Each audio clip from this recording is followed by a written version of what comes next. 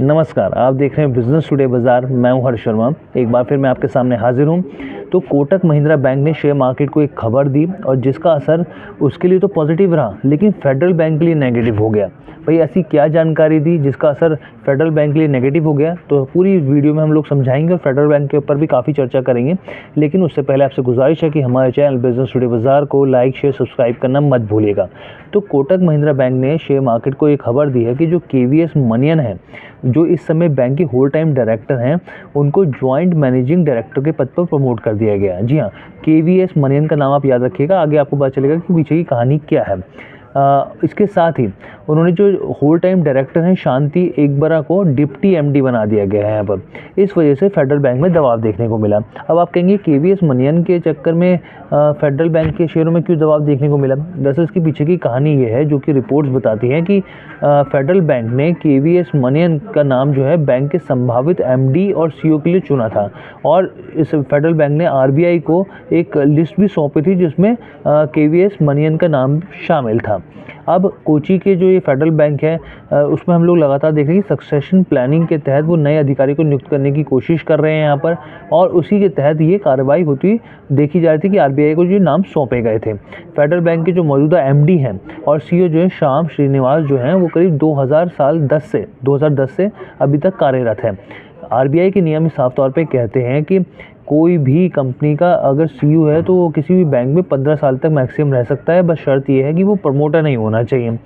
लेकिन यहाँ पर क्या हुआ कि जो श्रीनिवास हैं बैंक के 1 साल का इनका कार्यकाल अभी बचा हुआ था, लेकिन आरबीआई ने साफ तौर पे उनके आवेदन को जो एक्सटेंड करने के लिए यहाँ पे खारिज कर दिया, और इसलिए केवीएस मनियन का नाम बहुत ज़ोरों शोरों से लिया जा रहा था कि फेडरल बैंक के नए एमडी और सीईओ केवीएस मनियन होंगे। लेकिन यहाँ पर ये जो भी जिस तरह की खबरें थी वहाँ पे खारिज होते हुए कोटक महिंद्रा बैंक के ये जॉइंट मैनेजिंग डायरेक्टर के पद पर आ गए हैं, और इसी का असर स्टॉक में नेगेटिव वे में देखने को मिल रहा है।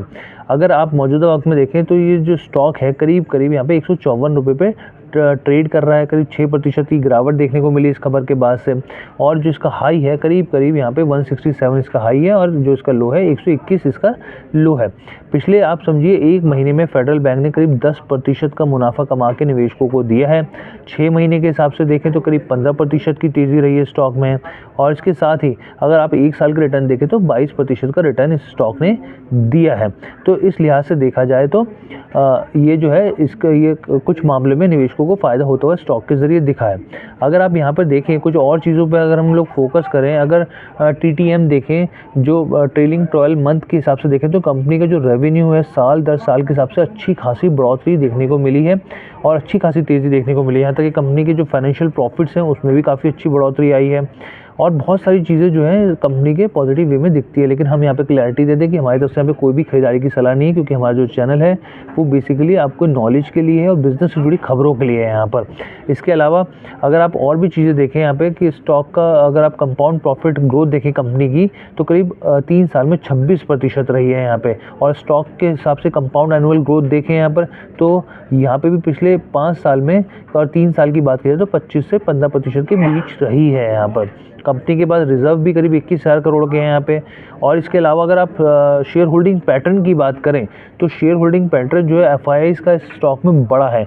मार्च 2021 में जो था ये करीब 24% था, अब दिसंबर 2023 तक ये बढ़कर करीब 29.5% से ज़्यादा हो गया है। यानी कि एफआईआईज़ जो है, विदेशी निवेशक जो हैं इसमें दिलचस्पी ले रहे हैं। डीआईज़ की बात करें तो डीआईज़ भी मार्च 2021 में करीब 43% थी उनकी हिस्सेदारी, अब 44.5% दिसंबर 2023 में हो गई है यहाँ पर। तो ये ओवरऑल खबर थी आपको बताने के लिए कि इसका इम्पैक्ट देखने को मिल रहा है। फेडरल बैंक का जो कोटक महिंद्रा बैंक की तरफ से जो बयान दिया गया, जानकारी आई है, तो उसका असर यहाँ पर फेडरल बैंक की खबरों के तौर पर देखने को मिला। देखिए मैनेजमेंट बहुत मायने रखता है, और मैनेजमेंट अगर अच्छा होगा तो कंपनी को आगे बढ़ाने में बहुत मदद करता है, और यही स्थिति यही स्टॉक पे दर्शाता है कि मैनेजमेंट को लेके जो निवेशक हैं कितने ज़्यादा चिंतित रहते हैं, कितने ज़्यादा फोकस रहते हैं। तो कैसी लगी आपको ये वीडियो हमें कमेंट करके ज़रूर बताइएगा। बिजनेस टुडे बाजार के साथ जुड़ने के लिए आपका बहुत बहुत धन्यवाद।